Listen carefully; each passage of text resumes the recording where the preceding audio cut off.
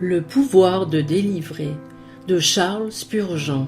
Qui est celui-ci qui vient d'Édon, de Bozrah, en vêtements rouges, en habits éclatants, et se redressant avec fierté dans la plénitude de sa force?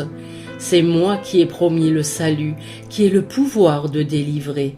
Ésaïe, chapitre 63, verset 1. Cette personne est à la fois homme et Dieu.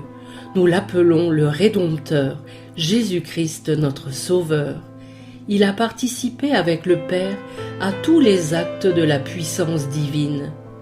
D'éternité en éternité, il est Dieu, et sa venue sur la terre ne l'a pas dépouillé de sa divinité, comme le prouvent ses nombreux miracles.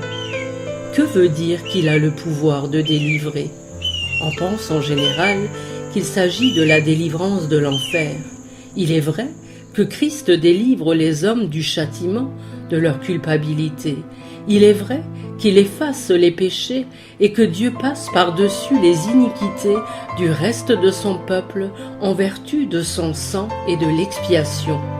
Mais l'expression va bien plus loin. Ce pouvoir de délivrer signifie infiniment plus qu'éviter l'enfer à des pécheurs repentants. Il s'agit de toute l'œuvre grandiose du salut, depuis le premier désir pour la sainteté jusqu'à sa pleine perfection. Christ n'a pas simplement le pouvoir de délivrer ceux qui se repentent, il les amène à se repentir.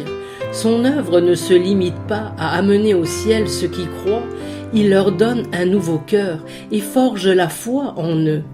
Il n'a pas seulement le pouvoir de donner le ciel à celui qui le désire, il fait aimer la sainteté à celui qui la hait, amène à genoux devant lui celui qui méprise son nom. Il fait que l'homme le plus abandonné à ses péchés se tourne de ses mauvaises voies. Certains disent qu'en venant dans le monde, Christ a permis à tous les hommes de se saisir du salut par l'exercice de leur propre force. Non, il est venu dans le monde pour sauver des hommes, pas pour les placer là où ils peuvent se sauver. Il accomplit le salut pour eux et en eux, depuis le début jusqu'à la fin.